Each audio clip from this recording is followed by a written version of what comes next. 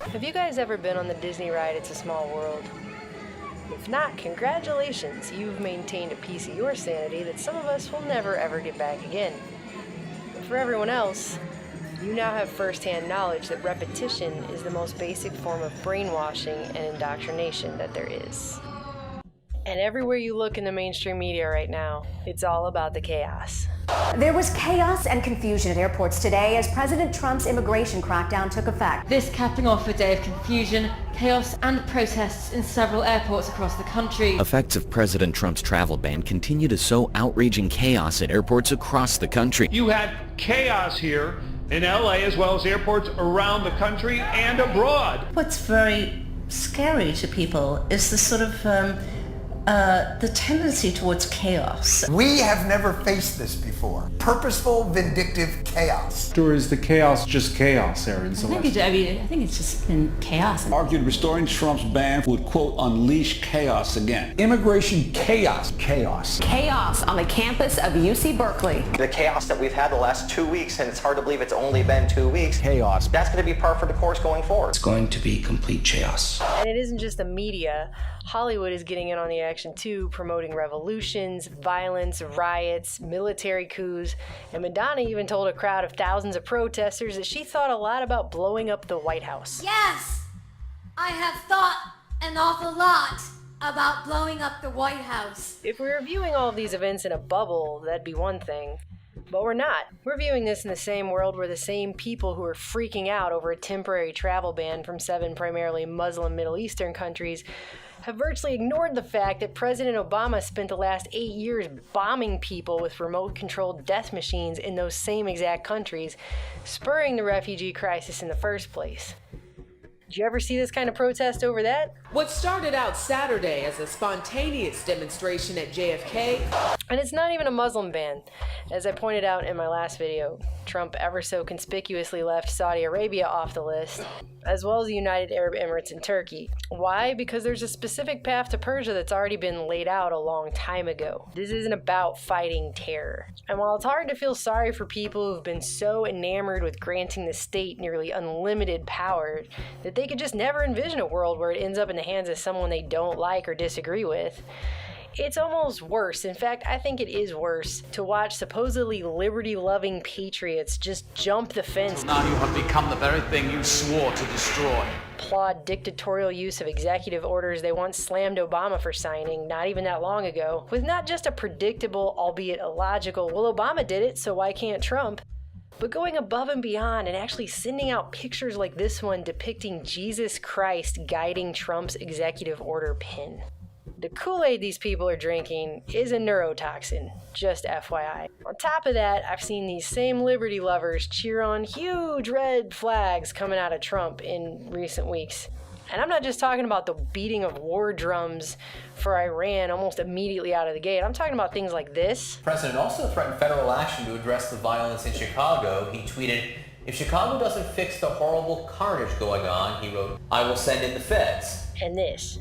You gotta hand it to the system that's orchestrating all of this, because they certainly did sweep a large portion of dissenters back onto the government-loving reservation. And I've seen people go from supposedly libertarian or voluntarists or anarcho-capitalists to full-on state-worshipping apologist fascists in no time flat. When I point out all the blatant hypocrisy, I get sent angry, hateful comments and pictures like this one, to which I respond with pictures like this one. Where did your value system go? It reminds me of Jurassic Park logic. Just because the T-Rex saves you from the Velociraptor does not mean he's your new best friend. The liberty movement's been co-opted, and the system had all the data sucked off of Ron Paul's failed presidential campaigns, and especially the 2012 campaign, with which to do it. It's the 4th largest site in the world in comments. As AltMarket's Brandon Smith so succinctly put it back in September, here's why this was a necessary step. Whenever you have a rebellion focused on the inherent ideals of freedom, totalitarian institutions struggle to intervene. It's hard for a tyrant to fight a rebellion based on freedom because the idea is more powerful than any weapon or any form of treachery. No matter how advanced the tyranny is, and no matter how many rebels they imprison or kill, the idea of freedom endures. It reminded me of Braveheart, actually, when I read that. Smith continues, the only way to destroy a rebellion like this, a rebellion like the Liberty Movement, is to make it about something other than freedom. Powers that be have to convince that movement to support policies that are destructive to its own ideals. If this can be done, then that rebellion has lost the advantage of principle, the only advantage that really matters. And I'm just saying, when you have people who claim to be awake and against the system crying and singing the national anthem like it's 1984 on steroids, that principle has been lost, okay? So the Liberty Movement is now the alt-right movement, and the liberal left and alt-right are at each other's throats like little puppets acting out their assigned parts here. Chaos. Chaos. Chaos. Chaos. The level of hate being spewed back and forth on Twitter feeds and Facebook walls and article comment sections has jumped the shark. People are openly calling for more police state now, martial law.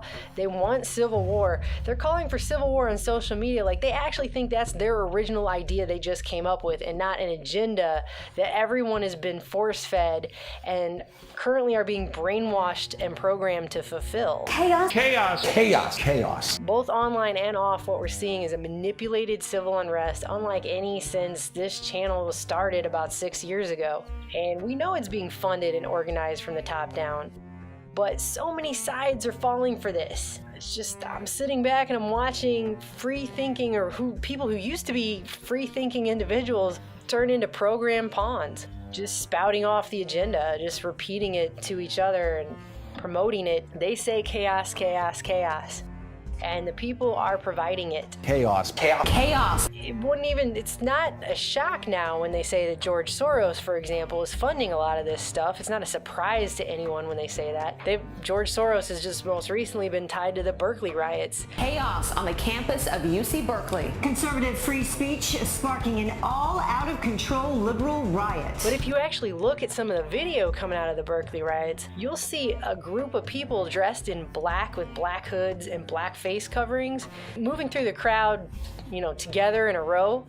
Those are the people that if you look at who actually smashed up the building, started the fire, these people brought a diesel generator to start a bonfire with. This is the crew that provocateured and turned protests that had already been very highly organized and scripted anyways, from a protest to a riot. This is all being provocateured and engineered to keep the majority of everyone on either sides of this thing fighting with each other. And if people just took off their labels for a minute, their political labels, and stepped away from the identity politics and backed up about 50 feet and took a look at what's actually going on here, you will see how completely orchestrated and manipulated and manufactured this unrest is to cause chaos. Why? Because they want to bring order out of it. Have you ever read Webster Tarpley's unauthorized Obama biography? It was published just before Obama was first elected, and if you look at the description, Tarpley writes about how Obama is a community organizer pawn of Wall Street who will keep the nation divided and fighting amongst themselves to prevent any challenge to Wall Street's financial goals. And what we're seeing right now with a president who again has filled his cabinet with Goldman Sachs, he's even got House of Rothschild in there. I'm sick of hearing why we're supposed to just overlook that. All these things now we're just supposed to overlook like that's not happening when it's totally happening and it's completely in your face. This whole thing looks like the next evolution of the same exact agenda that Obama worked so diligently on for the last 8 years. Have you figured out the name of the movie we're watching yet? It's called Divide and Conquer, and it's been in the playbook for a very long time because it tends to work. So right now the agenda is chaos, chaos, chaos, chaos everywhere. And every time you hear the system toss that word around, chaos, chaos, Chaos. Chaos. Chaos. Chaos. Chaos. Chaos. Chaos. chaos, Chaos. Chaos. see it for the manipulation and agenda that it is. It's a program. It's programming to keep us fighting amongst ourselves.